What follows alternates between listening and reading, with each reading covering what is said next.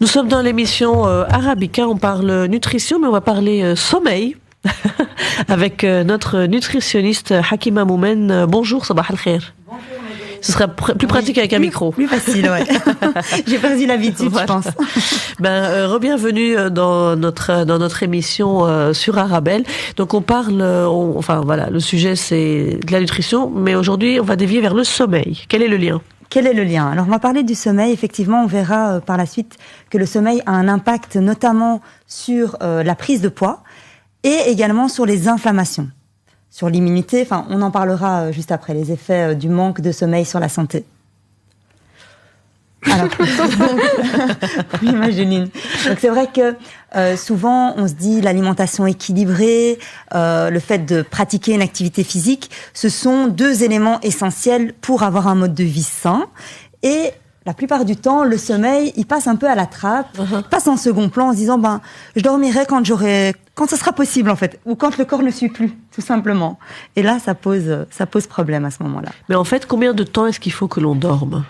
Alors, en moyenne, on recommande 7h30 par nuit. Ça, c'est une moyenne. Maintenant, il faut savoir qu'on a des petits dormeurs qui vont dormir entre 5 heures. Comme toi. Tu dors combien de temps, plus ou moins ? Je dors quasiment rien du tout. Mais en fait, je suis tellement habituée à ne pas dormir que même quand j'ai le temps et que j'ai rien prévu la veille, mon corps est conditionné pour dormir 6 heures, en fait. 6 heures. Donc, 5-6 heures, pour moi, je peux carburer. C'est que t'es une petite dormeuse. Voilà. Et c'est très bien. Donc Mais je rêve quand mes amis me disent, qui me répondent, j'envoie un SMS à 9h et qu'à midi, on me répond, je dormais. Je me dis, mais comment vous faites ? Et je rêve, moi aussi, de pouvoir dormir autant un jour, mais mon corps n'est pas d'accord. Et moi, je rêve de pouvoir dormir 6 heures et d'être en forme. Moi, j'ai besoin de 8 heures. On veut toujours ce qu'on n'a pas. Exactement. Mais donc, du coup, on a les petits dormeurs et les grands dormeurs, comme moi. C'est bien parce qu'on a les deux expériences aujourd'hui. Et donc, ça, c'est pas ce qui est important, finalement. Ce qui est important, c'est d'avoir un rythme régulier et de respecter son rythme. Parce que parfois, si on respecte pas son rythme, qu'on ait assez dormi ou pas assez dormi, on se réveille fatigué à ce moment-là. Donc, il faut se respecter, se connaître pour se respecter. Exactement. Et quels sont justement, voilà, il faut se connaître, mais quelles sont les conséquences d'un manque de sommeil ? Alors, un manque de sommeil sur la santé, ça peut provoquer pas mal de soucis. Est-ce que vous connaissez le record mondial du temps passé sans dormir ? Non, mais je pense que j'en suis pas loin. Surtout quand j'ai dû rédiger mon mémoire. Mais vas-y, T'as passé combien de temps sans dormir ? Plusieurs jours. Alors, c'était variable. Donc, j'avais un rythme régulier au début. Donc, je me réveillais très tôt. En 8h, j'étais en bibliothèque et j'allais dormir aux alentours de minuit. Ça, c'était mon rythme. Et puis, au fur et à mesure qu'on approchait de la date, il y avait des moments où je dormais moins la nuit, mais je me réveillais quand même à 7h, l'heure habituelle. Et alors, je devais d'office, plus les jours avançaient, plus je devais faire une sieste en après-midi parce que sinon, je sentais que mon corps était fatigué, qu'il en avait besoin. Et dans les derniers jours, j'ai pas dormi plus de 24 heures d'affilée. Non. Parce qu'il fallait que je remette tout. C'était exceptionnel à ce moment-là. Oui, c'était une période de crise. Et puis, comme tu as dit, tu faisais des siestes. Oui. Donc, du coup, tu récupérais cette dette de sommeil en faisant une sieste. Il faut savoir qu'il y a des études qui prouvent actuellement que justement la sieste permet d'augmenter, la créativité. Ça, c'est peu connu. Ça permet d'augmenter la créativité et la productivité. Mais de quel type de sieste est-ce qu'on parle ? Est-ce que c'est un sommeil réparateur ? Est-ce que c'est des micro-siestes d'environ 20 minutes ou la sieste de 3h30 ? Alors, ce qui est recommandé, c'est les micro-siestes. Donc 20 minutes, 30 minutes. Maintenant, quelqu'un qui manque vraiment de sommeil et qui a une dette de sommeil de plusieurs heures qui ont été accumulées au fil des différentes nuits passées, à ce moment-là, il peut dormir plusieurs heures, il peut faire une sieste, de plusieurs heures, parce qu'il a une grosse dette de sommeil. Mais c'est vrai que de manière générale, on recommande les micro-siestes. Pour éviter de perturber le sommeil. Parce qu'à ce moment-là, 30 minutes. Pardon ? 20 à 30 minutes. 20 à 30 minutes, exactement. Oui. Alors, le record, on ne l'a pas dit. Ouais, on attend la réponse. C'est 18 jours, 21 heures et 40 minutes. Alors, autant vous dire... C'est une femme ou un homme qui a... Alors, c'est un homme. C'est un homme. Autant vous dire que les conséquences sur sa santé, en tout cas sur le court terme, c'était des hallucinations, des troubles dépressifs, des troubles de la concentration. Ça, c'est sur du court terme. Maintenant, justement, les conséquences sur du long terme, là, on se rend compte que ça augmente le risque de diabète, le risque de maladies cardiovasculaires, Les accidents vasculaires cérébraux sont multipliés par 3. Donc les AVC. Les AVC, exactement. On a également le risque de cancer qui est augmenté. Ça, c'est assez récent comme étude. Les difficultés, bon, ça on connaît, les difficultés de concentration, le fait d'être irrité. Je sais pas vous, mais moi quand je dors pas beaucoup, j'ai tendance à plus à fleur de m'énerver peau. plus facilement. Ouais. Genre, tu trouves pas ta chaussette le matin, ton bus va bientôt passer, tu fais une crise. Oui, ça arrive. Oui, oui. Exactement. Donc on est beaucoup plus irrité. Les troubles de la concentration, l'obésité. On en parlait hier. Hier, on a parlé de la malbouffe et tout ça. C'est vraiment, c'est toutes des choses qui sont liées en fait. C'est interconnecté en fait. On verra que c'est vraiment lié. D'ailleurs, les gens qui ne dorment pas, enfin qui travaillent de nuit et qui ne dorment pas assez en journée, on se rend compte qu'ils sont moins vite rassasiés. Et on expliquera après quels sont les effets justement au niveau hormonal. Pourquoi est-ce qu'on est moins vite rassasié quand on dort peu? Donc ça augmente le risque d'obésité. Ça nous affaiblit aussi au niveau de l'immunité. Donc on va tomber beaucoup plus facilement malade quand on dort pas assez. Il y a également une baisse de libido. Et ça, c'est le plus inquiétant. C'est le plus inquiétant, c'est vrai? Poursuivons. C'est intéressant, n'est-ce pas? Très intéressant, poursuivons. Une baisse de libido et une baisse de la spermatogénèse. Donc une baisse de la fertilité chez les hommes due à la diminution de la production de spermatozoïdes. Alors, il n'y a pas je me permets de vous interrompre. Il n'y a pas de conséquences par rapport aux hormones féminines? Chez la femme, non. Ok. Ça n'a pas été retenu en tout cas. Ok, ça va. Donc pas d'études sur le sujet actuellement. Ça va. Alors en résumé, dormez moins pour devenir irritable, grosse et malade. Ça c'est le résumé des conséquences du manque de sommeil sur la santé.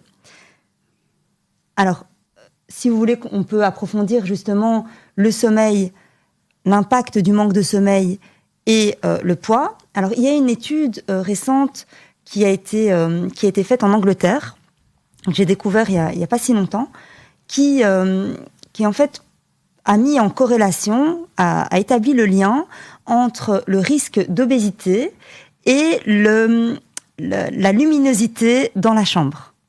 Donc en fait, au plus vous allez laisser les lumières allumées, des rideaux ouverts, et vous allez laisser entrer la lumière dans la chambre, vous avez le risque d'obésité qui est multiplié par 3. Et comment ça se fait? Quel est le lien entre la lumière et l'excès de graisse? Alors, le lien, en fait, c'est qu'il va y avoir une diminution de mélatonine. Donc, c'est l'hormone qui nous permet de dormir, en fait, et de récupérer. Alors, le lien qu'il va avoir, c'est que quand on manque de sommeil, on va produire moins de leptine. Et c'est quoi la leptine? Alors, la leptine, c'est un petit messager qui est fabriqué par les cellules de graisse, les adipocytes. Ces adipocytes vont fabriquer cette leptine qui va permettre, en fait, de nous donner le signal quand on est rassasié. Et quand on manque de leptine, qu'est-ce qui se passe du coup? On n'a pas ce signal qui nous dit « Attention, stop, j'ai plus faim ». Donc, on continue à manger. Donc, ça, c'est une chose. En plus de ça, une deuxième hormone qui est impactée, c'est la gréline. Et qu'est-ce que c'est la gréline? Alors, qu'est-ce que c'est? Toujours avec mes mots spécifiques. La gréline, c'est aussi une hormone. Donc, c'est un petit messager qui est fabriqué par l'estomac et qui stimule la faim, par contre. Et là, on n'en produit pas assez quand on manque de sommeil. Et donc, on a ces deux hormones-là qui sont donc la production qui va être. Ça va, Majduline? Ouais, Majduline, elle est malade, la pauvre, elle est malade. Vous l'entendez peut-être éternuer dans un bruit de fond. C'est normal. Très agréable. Franchement, t'es courageuse, hein. Poursuivons. Donc, on parlait des hormones qui, les